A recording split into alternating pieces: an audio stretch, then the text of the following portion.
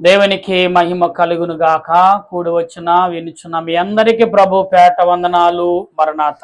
ఈరోజు పాఠము విశ్రాంతి దినము, పాపమును జయించిన సాధన. ప్రియులారా, పాపము జయించిన సాధన, దాని కొరకు ప్రార్థన చేద్దాం. సర్వోన్నతుడా, సర్వాధికారి, సర్వ సృష్టికర్తవైన మా తండ్రి, నీ కొందనాలు స్తోత్రాలు చెల్లిస్తూ, ఇదిగో పాపము జయించిన సాధన, పాపం ఏ రకంగా జయించాలో అట్టి సాధనను మాకు నేర్పుచున్న దేవానికి స్తోత్రాలు.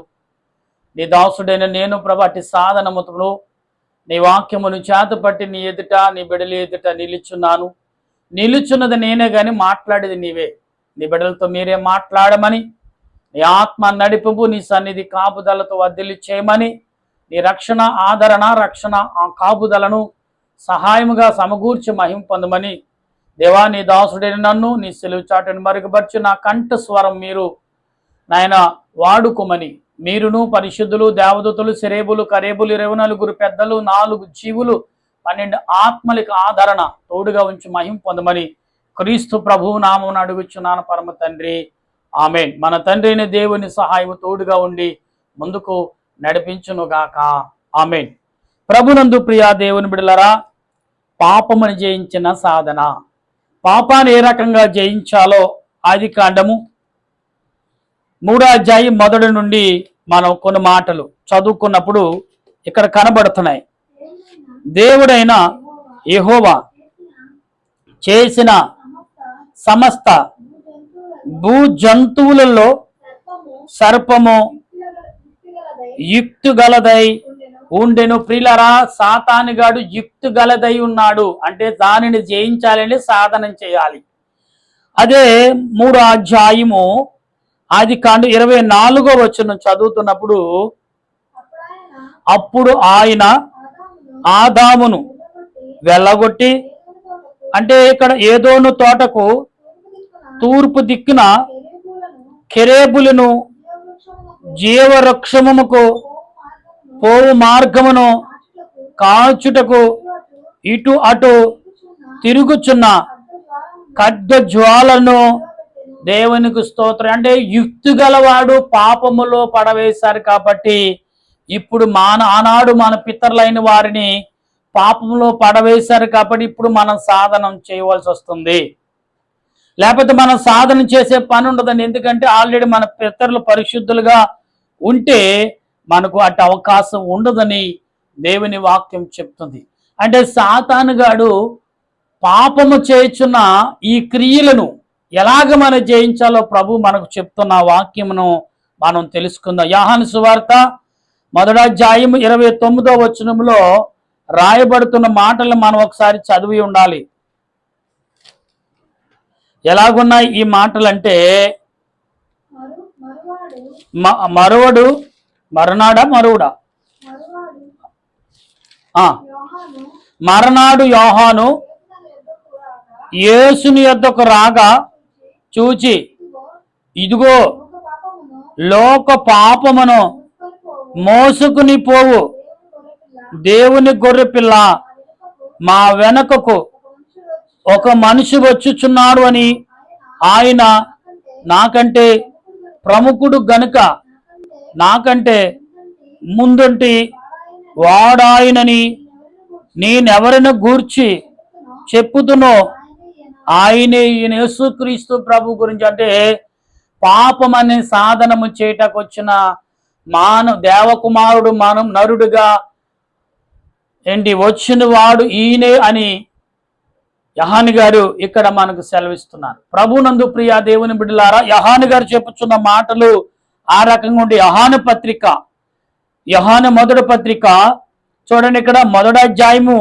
7వ వచనములో కనబడుతున్న ఈ మాటలని మనం ఒకసారి ఆలోచిస్తున్నప్పుడు, ప్రియులారా, దేవుడు ఏ రకంగా నిన్ను నన్ను బలపరుస్తున్నాడు అనే విషయం మనం గమనించినప్పుడు, యోహాను మొదటి పత్రిక 1వ అధ్యాయం 7వ వచనములో, అయితే ఆయన వెలుగులోనున్న ప్రకారం మనమును వెలుగులో నడిచిన ఎడల మనము అన్యోన్య సహవాసము గలవారమైందు. ప్రియులారా, ఇక్కడ పాపమును జయించుటకు పాప సాధనమును అంటే పాపాన్ని జయించాలి, మనం సాధన చేయాలని ఈ మాటను ప్రభువు చెప్తున్నాడు. ఈ పాపాన్ని ఎలాగ జయించాడని మరొక భక్తుడు మనం చూస్తుంటే ప్రియులరా, ఇక్కడ ఎవరు కనపడుతుంది? యోబు గ్రంథము, భక్తుడని యోబు గారు కనబడుతున్నాడు. యోబు గ్రంథం ఇక్కడ సాతానును జయించిన మహాసాధనం చేసిన భక్తుడు ఉన్నారంటే అతడు యోబు గారని స్పష్టంగా కనబడుతుంది. పాత నిబంధన గ్రంథములో యోబు గ్రంథం 1వ అధ్యాయము 14వ వచనములో మనం చదువుతున్నప్పుడు ఇక్కడ కనబడుతున్నాయి. అమ్మా, ఎద్దులు నాగల దున్నుచు, గాడిదలు వాటి సమీపమున మేయుచుండగా ఏబాయిలు వాటి మీద పడి వాటిని అమ్మా పట్టుకుని పోయి ఖడ్గముతో పనివారిని హతమ చేసిరి. జరిగినది నీకు తెలియజేయటకు ఒక్కడనే తప్పించుకుని వచ్చి ఉన్నానని భక్తుడు అనగా ఇక్కడ ఒక బంటుడు చెప్తుండే. అంటే యోబు గారికి ఎంత శోధన ఇక్కడ కలుగుతుంది అనే భావము మనం గ్రహించాలి ప్రియులారా. అంటే యోబు గారికి ఎటువంటి శోధనను సాతానుగాడు కలగజేశాడు అంటే మనం గమనించవలసిన వారమై ఉన్నాం ప్రియులారా. అందుకే పాపమని జయించటకు సాధనం చాలా అవసరం మనుషులకి. ఎందుకంటే లోక పాపం ఎంతో భయంకరంగా ఉన్నది ప్రియులారా. అదే యోబు గ్రంథం మనం చదువుకున్న అధ్యాయంలోనే 1వ అధ్యాయం 13 నుండి 13 వచనం చదవమ్మా. 1:13. ఒక దినమున యోబు కుమార్తెలను తమ అన్నయ్య ఇంటికి భోజనము చేయుచు ద్రాక్షారసము పానము చేయుచుండగా ఒక దూత అతని యొద్దకు వచ్చి అంటే ప్రియులారా, ఈ మనం చదువుకున్న పాఠమునే అదే కనబడుతుంది. అందులోని కింద 18 చదువమ్మా. అతడు మాట్లాడుచుండగానే వేరొకడు వచ్చి మీ కుమారులను నీ కుమార్తెలను తమ అన్నయ్య ఇంట భోజనము చేయుచు ద్రాక్షారసము తీసుకుని చేయుచుండగా గొప్ప సుడుగాలి అరణ్య మార్గములో వచ్చి ఆ ఇంటి 4 మూలలను కొట్టగా అది యవనుల మీద పడినందున వారు చనిపోయి. ఇక్కడ ఎంత విషాదమైన శోధన సాతానుగాడు. అందుకే ప్రియులారా, యోబు గారు సాతానుని జయించే సాధన మనకు నేర్చుకోవాలన్నా తెలుసుకోవాలన్నా యోబు గ్రంథం ఎక్కువగా చదవవలసిన వారమై ఉంటాం. ప్రభునందు ప్రియులారా, ఫిలిప్పీ పత్రికల గ్రంథంలో 4వ అధ్యాయంలో 27వ వచనం చూడమ్మ ఒకసారి. ఏం రాయబడుతుందంటే ఇక్కడ ఫిలిప్పీ భక్తుడు చెప్తున్న మాటలని సాధనము అనే మాటను 4వ అధ్యాయం 27వ వచనం గనుక మనము గమనించవలసిన వారు అయిన ప్రియులారా, దేవుడు ఏ రకమైన క్రియలను అందిస్తున్నాడు అనే భావము చూస్తే అనేకమైన విషయాలు కనబడుతున్నాయి. ఎందుకంటే ఫిలిప్పీ పక్కన ఉన్న వచనం ఏంటి, గ్రంథం ఏంటి? కొలసీ పత్రిక 4వ అధ్యాయం కూడా ఒకసారి చదువుదాం. క్షమించండి, కొలసీ పత్రిక 4వ అధ్యాయము 27వ వచనం. ఎందుకంటే ఇక్కడ కనబడుచున్న మాటలు అనేక రకాలుగా ఉంటున్నాయి. అయితే ప్రియులారా, మార్కు సువార్త 6వ అధ్యాయము మనం చదువుతున్నప్పుడు ఇక్కడ కనబడుతున్న ఈ మాటలను మనం ఒకసారి గమనించలేం. మార్కు సువార్త 6వ అధ్యాయము 1వ వచనం చదువుతున్నప్పుడు ఆయన అక్కడ నుండి బయలుదేరి స్వదేశమునకు రాగా ఆయన శిష్యులు ఆయనను వెంబడించిరి. విశ్రాంతి దినము వచ్చినప్పుడు ఆయన సమాధి మందిరములో బోధింప ఆరంభించును. అనేకులు ఆయన బోధ విని ఆశ్చర్యపరి ఈ సంగతులు ఇతనికి ఎక్కడి నుండి వచ్చునని ఇతనికి ఇయ్యబడిన ఈ జ్ఞానం ఎట్టిది, ఇతని చేతుల వలన ఇటు అద్భుతములు చేయబడుచున్నవి. ఇదేమి, ఇతడు మరియ కుమారుడు కాడా? ఇతడు యాకోబు, యోసే, యూదా, సీమోను అని వారి సహోదరుడగును కదా అని ఇక్కడ చెప్తా. అంటే ప్రియులారా, సాతానును జయించే సాధనముగా ప్రభు వచ్చి ఉన్నాడని మనం గమనించగలిగి ఉండాలి. ఎందుకంటే ఇక్కడ అనేక విషయాలు మనకు కనబడుతున్నప్పటికీ మనము గమనించగలవారమై ఉండాలి. కాబట్టి ఈ రోజున మీరు నేను గమనించవలసిన మాటలు ఏంటంటే, యోబు గ్రంథములోనే 4వ అధ్యాయంలో మనకు కనబడుతున్న మాటలు 7వ వచనంలో భక్తుడని యోబు చెప్పుచున్న మాటలు మనం గమనించవచ్చు. ఒకసారి 4వ అధ్యాయము 7వ వచనంలో, జ్ఞాపకము చేసుకునుము, నిరపరాధైన ఒకడు ఎప్పుడైనా నశించునా, యథార్థవంతులను ఎక్కడైనను నిర్మూలమైరా. ప్రియులారు చూసారా ఎంత చక్కటి మాటలు. అంటే పాపమును జయించే సాధనాలు ఏ రకంగా మన పొందాలో భక్తులైన వారు చెప్తున్నారు. ప్రియులారా, ఆది కాండములోనే మనం చదువుకున్నది కదా. ముందుగా ఆది కాండం 4వ అధ్యాయం 15వ వచనం, 4వ అధ్యాయం 7వ వచనంలో చెబుతున్న మాటలని మనం ఒకసారి గమనిస్తూ ఉంటే ఇక్కడ చాలా విషయాలు కనబడుతున్నాయి. నీవు సక్రియ చేసిన ఎడల తలనొత్తుకునవా, సక్రియ చేయని ఎడల వాకిట పాపము పొంచి ఉండు. అంటే నీవు పొరపాటు చేసి ఉన్నావు కాబట్టి నువ్వు పాపము చేసి ఉన్నావు అంటున్నాడు ప్రియులారా. అందుకనే ఇక్కడ మనం ఒకసారి గమనించాలి. ఎందుకు అంటే దేవుడు నీతో నాతో చెప్పుచున్న ఈ మాటలని ఎందుకు మనం లక్ష్య పెట్టలేకపోతున్నాం? ఎందుకంటే మనము దేవుడు చెప్పుతున్న ప్రతి క్రియ పట్ల, దేవుడు చెప్పుతున్న మాటని మనము ఆలోచన కలిగి ప్రార్థించేవారిగా ఉండాలి. ప్రియులారా, దేవుడు ఈరోజు నీతో నాతో మాట్లాడుచున్నాడంటే గమనించాలి. ఒక్కసారి గలతీ పక్కన ఉంటుంది చూడమ్మా, వచ్చును గలతీ పత్రిక పక్కన. కాబట్టి మనము గమనించాలి. ఎందుకంటే దేవుడు అందించిన ప్రతి మాట ఎఫెసీ పత్రికల్లో కనబడుతున్న మాటల అధ్యాయాలు ఎక్కువగా మనకు బాగా కనపడుతుంది. పాపమును ఎలా జయించాలి అనే మాటను కనుక ఎఫెసీ పత్రిక 4వ అధ్యాయము ఇక్కడ కనబడుతున్న మాటలు ఒకసారి చదవమ్మా. 4వ అధ్యాయము 27వ వచనం, అపవాదికి చోటియకడి దొంగులవాడు ఇక మీదట దొంగిలిక అక్కర గలవానికి పంచుపెట్టుటకు వీలు కలుగు నిమిత్తము తన చేతులతో మంచి పని చేయుచు. చూసారండి, అంటే సాతానును జయించగల మంచి పని చేయాలండి. అదే వచనములోని అదే అధ్యాయము చూడండి, మనం 6వ అధ్యాయం అదే వాక్య గ్రంథంలో 6వ అధ్యాయం 10వ వచనం చదవమ్మా. తుదకు ప్రభు యొక్క మహాశక్తిని బట్టి ఆయన యందు బలవంతులై ఉండు. ప్రియులారి, మాటలన్నీ కూడా చాలా చక్కగా చెప్పుతున్న మాటలు. ఇంకో వచనం ఉంది, అదే అధ్యాయము 4వ వచనం నుండి 4వ అధ్యాయము 22, 24 చదవమ్మా.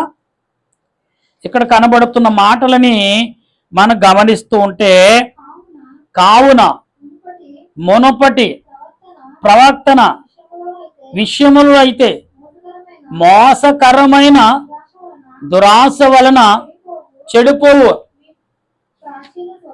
మీ ప్రాచీన స్వభావము మొదలుకొని మీ చిత్త వృత్తి యందు నూతన పరచబడిన వారై నీతియు యథార్థవంతులై భక్తి భక్తిహీనులై అంటే భక్తిమంతులుగా ఉండినట్టుకు ప్రార్థన చేసేవారిగా ఉండవలసినని ఇక్కడ కనబడుతుంది. అందులోనే 2వ అధ్యాయం 2వ వచనం చదువు. అందులోనే కనుక ఇంకా ఉన్నాయి కనుక మనం గమనించాలి. ఇక్కడ 2వ అధ్యాయము 2వ వచనంలో తీతు పత్రిక చదవమ్మా.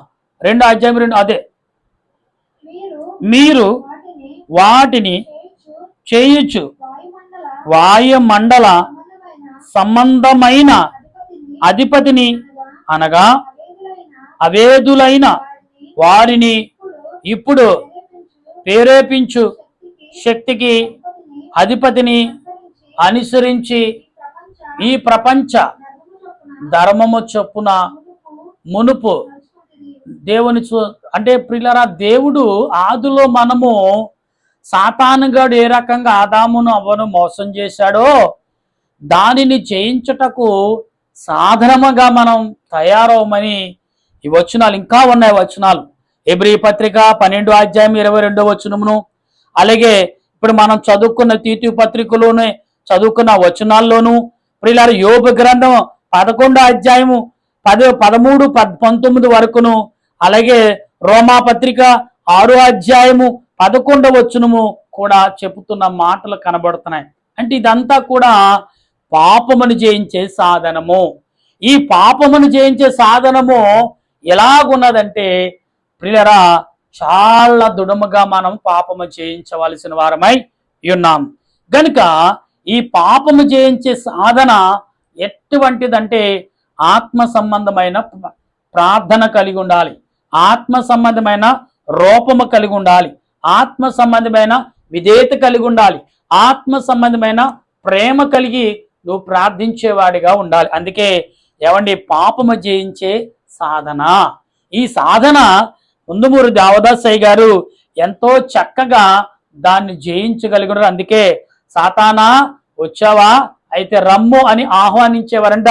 వచ్చి నువ్వు తిరిగి వెళ్ళిపోతున్నప్పుడు నువ్వు ఏదైతే తెచ్చావో అది ఇచ్చెళ్ళు అన్నారంట. అంటే ప్రియులరా, సాతానుగాడు వచ్చినా దాని వెనక ఏమొస్తుంది? మనకి ఆశీర్వాదం దొరుకుతుంది. ఎందుకంటే చూచుచున్నవాడు, వినుచున్నవాడు, ఆలకిస్తున్నవాడు ఓరకనే ఉండడు. ఎందుకంటే నీ పట్ల ఆసక్తి కలిగిన దేవుడు, నీ పట్ల ఆలోచన కలిగిన దేవుడు, నీ పట్ల గురి కలిగిన దేవుడు నిన్ను విడిచిపెడతాడని నువ్వు ఎలా అనుకుంటున్నావు? అసలే కానే కాదు. గనుక ఈ సాయంకాల సమయంలో ప్రియులారా, పాపము జయించే సాధన. ఈ పాపము ఎలాంటిదంటే ఐసుకాంతం లాంటిదంట. ఐసుకాంతము ఇనుము ముక్కను ఎలాగును లొంగేసుకుంటుందో ఇనుము ముక్క మట్టిలో కలిసిన మట్టిని కూడా ఆకర్షించేస్తుందంట. అలాగనే సాతానుగాడు నిన్నును, నీ పిల్లలను, నిన్నును, నీ కుటుంబాను, నీ బంధుమిత్రులను, నీ స్నేహితులను కూడా వాడు విడిచిపెట్టడంట.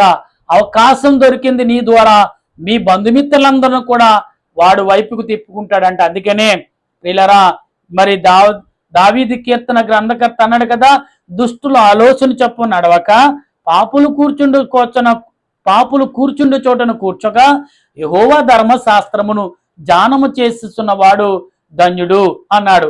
నీటి కారణ నాటబడిన మొక్కవలే సిగరించును అన్నాడు. ఎందుకు అన్నాడు అంటే, నీవు ఎప్పుడైతే సాతానును జయించే సాధన స్తుతి ద్వారా, ప్రార్థన ద్వారా, విజ్ఞాపన ద్వారా, ఆరాధన ద్వారా, కనిపెట్టడం ద్వారా, దేవునికి మొరపెట్టడం ద్వారా సాధనము సంపాదించుకుంటా. అందుకే నేను అటు కాలంలో అన్నాను, దేవునిని స్తుతించుట, దేవునిని గణపరచుట, దేవునిని ఆరాధించుట, దేవుని యందు సంతోషము కలిగి ఉండుట, ఇవన్నీ కూడా ఎలాగున్నాయంటే మనము దేవుని పట్ల ఏమైతే మనము కలిగి ఉన్నామో అదే మన పట్ల విజయం సాధించేదిగా ఉన్నది. కనుక ఈ సాయంకాల సమయంలో వింటున్న మీరు, నేను, మనమందరము కూడా అటువంటి ఆదరణ దేవదేవుడు అందించును గాక. ఆమేన్. ప్రార్థన చేద్దాం. దయగల తండ్రి, నీ స్తోత్రాలు, ప్రేమగల రక్షక, నీ వందనాలు. ఈ సాయంకాల సమయంలో ఇదిగో తండ్రి, పాపమును జయించే సాధన, ఈ సాధన అనేది సాతానుని జయించే కత్తి లాంటిది. సాతానుని జయించే రెండంచుగల వాడిగల ఖడ్గమును మాకు ఇచ్చావు. దాని ద్వారా సాతానుని జయించే సాధనముగా మేము మారుటకును, అటువంటి రీతిలో ప్రార్థించుటకు అటువంటి అవకాశం మాకు అందించమని ఈ సాయంకాల సమయంలో ప్రార్థిస్తున్న మాకును నీ ఆత్మ నడిపింపు దయచేయమని ఆదరణకర్తైన యేసుక్రీస్తు పరిశుద్ధమైన నామములో అడిగి బ్రతిమాలి ప్రార్థిస్తున్నాను పరమ తండ్రి, ఆమేన్. మన తండ్రి అయిన దేవుని కృప, త్రియేక దేవుని సహాయము సదా తోడుగా ఉండి ఆయన రాకడకు సిద్ధపరచునుగాక. ఆమేన్, ఆమేన్, ఆమేన్. మీ అందరికీ మరణాత.